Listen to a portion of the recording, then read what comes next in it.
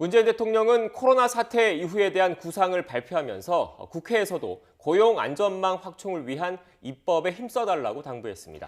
집권 여당인 민주당에서도 관련 발언이 잇따르는 가운데 21대 국회에서 어떻게 다루어질지 주목됩니다. 국회 취재기자 연결합니다. 김대근 기자. 네, 국회입니다. 네, 문재인 대통령이 전국민 고용보험제 그리고 취업지원제도에 대해 언급했습니다. 국회에서도 관련 논의가 있는 상황입니까? 네, 근로자의 날이었던 지난 1일 강기정 정무수석이 전국민 고용보험을 목표로 제시한 이후 민주당에서도 관련 발언이 잇따르고 있습니다. 이낙연 코로나19 국난극복위원장도 특수고용직, 예술인의 고용보험 확대와 국민 취업지원제도 법제화가 시급한 입법과제라고 말하기도 했습니다. 현재 국회에는 2018년 11월 한정혜 의원이 발의한 법안이 상임위에 계류 중입니다. 고용보험 대상을 특수고용 노동자와 문화예술인 등으로 확대하는 내용입니다. 민주당은 전국민 고용 안전망 확충을 대전제로 21대 국회에서 이 같은 내용의 법안 처리에 힘쓴다는 입장입니다. 다만 자영업자 등 전국민으로 고용보험 대상을 확대하는 데에는 아직 조심스러운 분위기입니다. 민주당 정책위 관계자는 YTN과의 통화에서 20대 국회에서 발의된 법안처럼 단계적인 확대는 가능하지만 당장 전 국민에게 고용보험을 확대하는 건 논의가 필요하다는 취지로 설명했습니다. 자영업자의 경우 보험료 부담으로 가입을 꺼리는 경우가 있어 공감대 형성이 필요하고 디지털 산업의 발전으로 1인 사업자가 늘어나는 등 전통적인 산업 구조와 달라지는 환경도 변수로 꼽힙니다.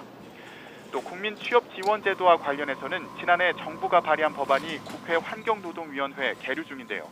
월평균 소득이 중위소득 이하이거나 학력, 경력 부족, 실업의 장기화 등으로 취업이 곤란한 경우 취업 지원 서비스를 제공하는 것이 주된 내용입니다. 또 소득 기준에 따라 구직 촉진 수당을 지급하는 내용도 포함하고 있습니다.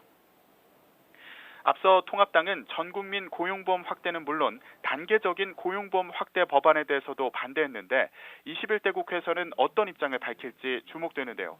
통합당 정책위 관계자는 YTN과의 통화에서 전국민 고용보험 확대와 국민 취업지원제도 도입 논의는 기존 보험제도와 재정 부담 등을 신중하게 검토한 뒤에 이루어져야 한다고 설명했습니다.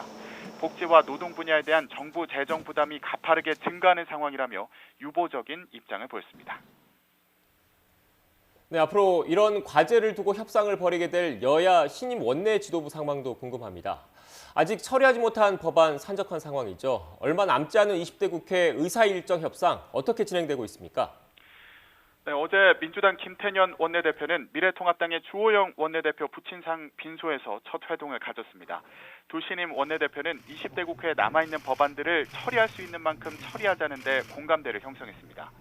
주 원내대표 부친상 발의이 12일인 만큼 이후 구체적인 의사일정 협의가 진행될 것으로 보입니다.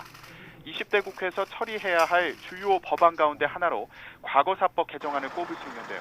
부산 형제복지원 피해자인 최승우 씨가 고공농성을 벌이자 통합당 김무성 의원이 나서 여야의 과거사법 처리 합의를 이끌었습니다. 과거사 정리위원회 활동기간 연장 등을 주요 내용으로 하는 개정안은 국회 법사위에 계류 중인데요. 당시 법안이 통합당 없이 상임위에서 처리된 만큼 국회 행안위에서는 통합당의 요구를 담은 수정안을 낼 예정입니다. 또 포털 등 인터넷 사업자에게 불법 촬영물 삭제 등의 의무를 부과한 법안 등 상임위를 통과한 N번방 방지법도 본회의 처리를 기다리고 있습니다.